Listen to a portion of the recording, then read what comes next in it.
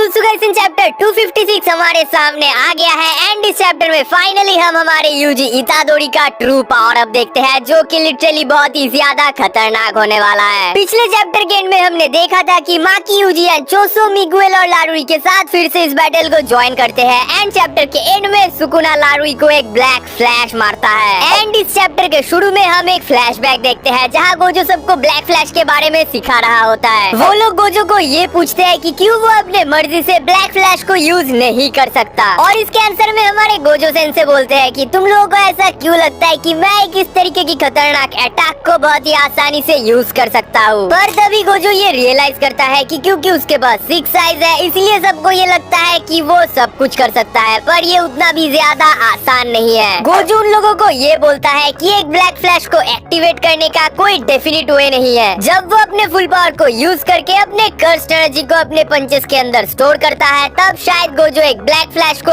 Activate कर सकता है, पर गोजो के लिए भी ब्लैक फ्लैश को यूज करने के लिए लक के ऊपर डिपेंड होना पड़ता है। इससे हम ये समझ ही सकते हैं कि एक ब्लैक फ्लैश को यूज करना सच में ही बहुत ही ज्यादा मुश्किल है। उसके बाद गोजो ये बोलता है कि एक बार में सबसे ज्यादा ब्लैक फ्लैश यूज करने का रिकॉर्ड नानामी के पास है, पर क्योंकि गोजो बहुत ही आसानी से अपने सारे बैटल्स को जीत जाता है और उसका कोई भी बैटल उतना ज्यादा देर तक चला ही नहीं, इसलिए गोजो नानामी के इस रिकॉर्ड को अभी तक ब्रेक नहीं कर पाया है। पर अगर ओवरऑल देखा जाए तो गोजो ने अभी तक नानामी से ज्यादा बार ब्लैक फ्लैश को यूज किया है। तभी गोजो ये भी बोलता है कि शायद इस मामले में यूजी उनको फ्यूचर में सरपास कर देगा, मतलब हमारा यूजी गोजो और नानामी से ज्यादा बार ब्लैक फ्लैश को यूज करने वाला है। उसके बाद स्टोरी प्रेजेंट में आता है एंड हम मिगुएल को ये सोचते हुए देखते हैं कि अगर अब सुकुना अपने मोमेंटम को फिर से गेन कर लेगा तो ये उनके लिए बहुत ही बुरा होने वाला है। दूसरी तरफ यूजी सोचता है कि क्या सुकुना अपने रिवर्स कर्स टेक्निक को फुल्ली रिकवर कर चुका है और हम चोसो को भी ये रियलाइज करते हुए देखते हैं कि उनको जल्दी से मिगुएल और लारुई के साथ टीम अप करके सुकुना को उसके रिवर्स कर्स टेक्निक को रिकवर करने से पहले मारना होगा, नहीं तो सुकुना फिर से उन लोगों को फाड़ के रख देगा। तभी यूजी एक रेलिंग की मदद से सुकुना को एक जगह ट्रैप कर लेता है और चोसो अपने सुपरनोवा से सुकुना के ऊपर अटैक कर देता है, बट सुकुना उसको डॉज करके वहाँ से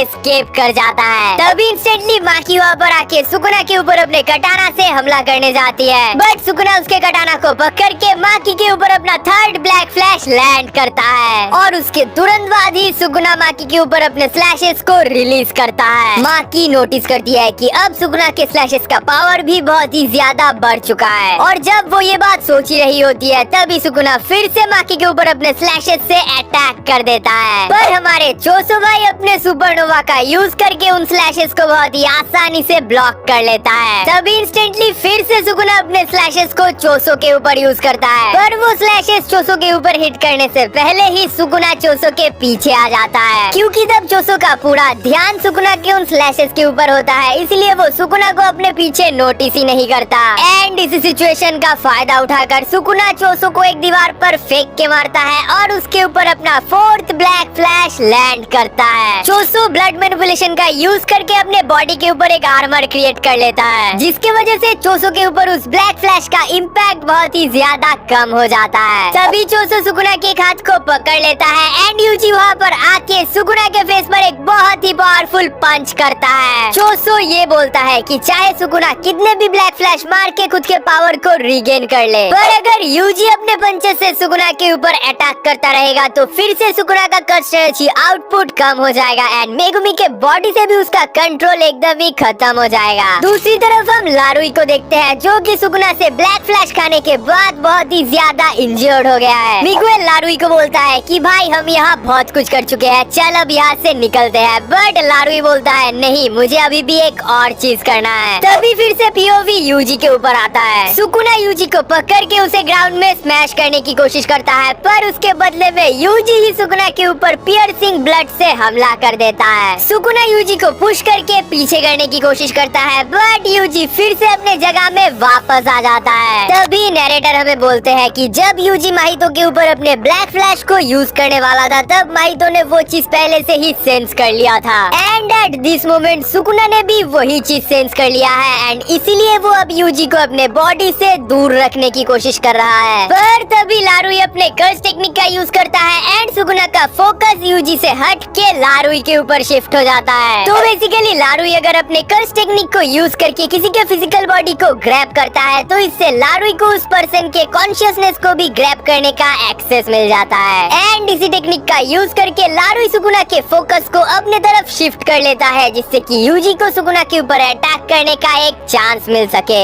और इसके बाद जो होता है उसे देखकर लिटरली मेरे गूज़बम्स खड़े हो गए थे। यूजी सुकुना के ऊपर अब तक का सबसे बड़ा ब्लैक फ्लैश लैंड करता है। एंड नरेटर हमें बताते हैं कि by unlocking his potential through black flash the scattering black sparks into him and Yuji Itadori awakens. भाई इस मोमेंट को देखने के लिए हम यूजी फैंस के आंखें तरस गए थे। फाइनली वो मोमेंट आ गया जहाँ हमें हमारे यूजी का ट्रू पावर देखने को मिलेगा। एंड बिलीव मी, उससे वो सुकुना का फाड़ के रख देने वाला है। बट सैडली यहीं पर ये चैप्टर खत्म हो जाता है। एंड चैप्टर के एंड में एडिटर कमेंट करता है even the light of hope shines in black. So guys देखो, इस चैप्टर को लेके सुकुना ने अब तक टोटल 4 ब्लैक फ्लैश लैंड कर दिया है। इसका मतलब probably at this moment Sukuna अपने आरसीटी को फुल्ली रिकवर कर चुका है और उसका कर्स्ट एनर्जी आउटपुट भी अभी बहुत ही ज्यादा बढ़ चुका है। और दूसरी तरफ हमारे यूजी के पावर्स का भी अवेकनिंग हो चुका है। तो नेक्स्ट चैप्टर में हमें किंग ऑफ कर्स से सुकुना और हमारे यूजी इतादोरी के बीच में एक बहुत ही खतरनाक बैटल देखने को मिलने वाला है, जिस बैटल को देखने के लिए हम कब से इंतजार कर रहे थे। और जेजेके के फर्स्ट चैप्टर से हमें बस यही बताया गया है कि सुकुना के मौत का कारण यूजी ही होगा। तो क्या अब यूजी अपने इन पावर्स के मदद से सुकुना को हरा पाएगा, वो सब तो हम देखेंगे नेक्स्ट चैप्टर। तो अगर वो वीडियो देखना है तो चैनल को सब्सक्राइब करना, और अगर ये वीडियो अच्छा लगा है तो इसे लाइक करके ही जाना। मैं मिलता हूँ आप सभी के साथ नेक्स्ट वीडियो में, एंड तब तक के लिए it's your Joy signing out.